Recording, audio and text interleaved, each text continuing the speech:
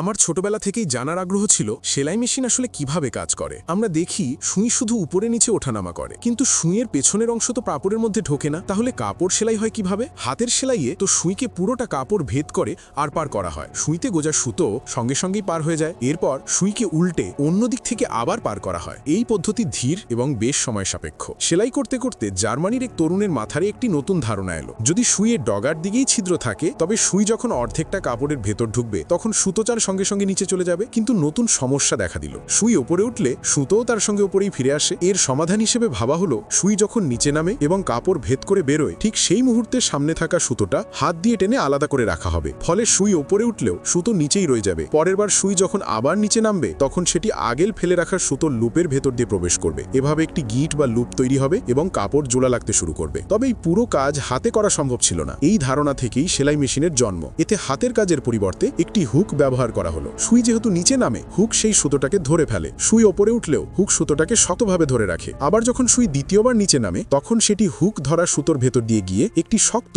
এবং নিখুঁত সেলাই তৈরি করে। ফলে দ্রুত এবং স্বয়ংক্রিয়ভাবে কাপড় সেলাই হতে থাকে। পরে আধুনিক যুগের সঙ্গে তাল মিলিয়ে এই প্রযুক্তিতে আরও নানা উন্নতি যোগ হয়েছে। এখন বলুন, সেলাই মেশিন আবিষ্কার করেছিলেন কে?